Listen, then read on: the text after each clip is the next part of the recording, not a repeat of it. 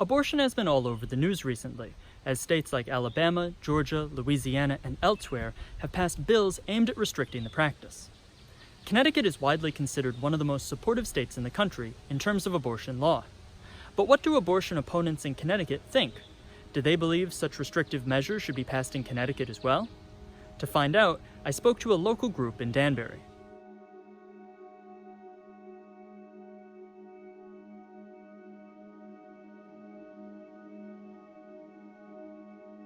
The group you see here convenes twice a week every week to gather outside of this clinic that provides abortion services. Many see these people as protesters, but they told me that that's not how they see themselves. They insisted they're just here to pray.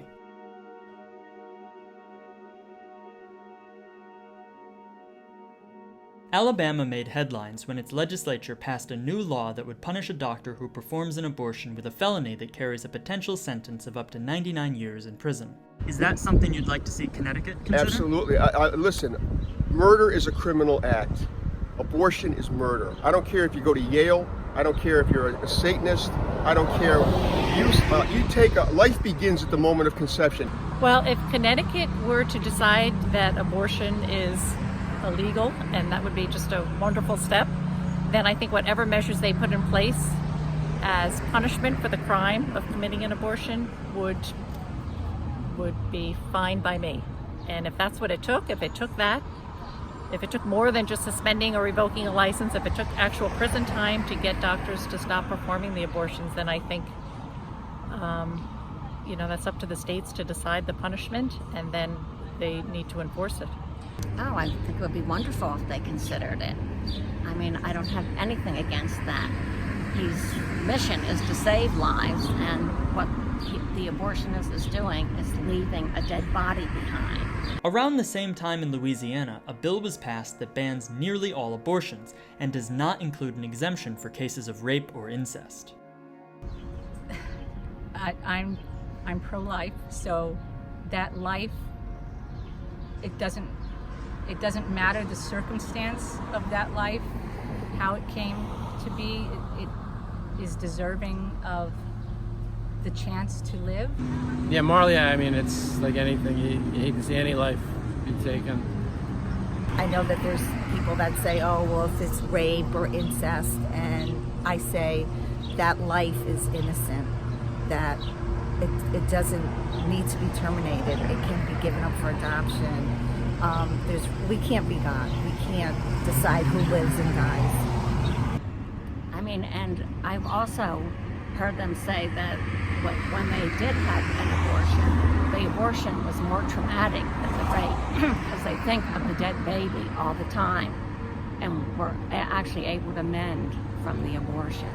And in the case of incest, that's even worse, because if you have an abortion with incest, then you're protecting the perpetrator. He will never come to justice, he won't be turned in, and you're leaving the young person who was his victim be vulnerable to another attack. To be clear, when I talk to people in public like this, or when I did those 2 videos about tolls, I'm not trying to do a scientific survey or poll, but rather to get a general feel for the demonstration.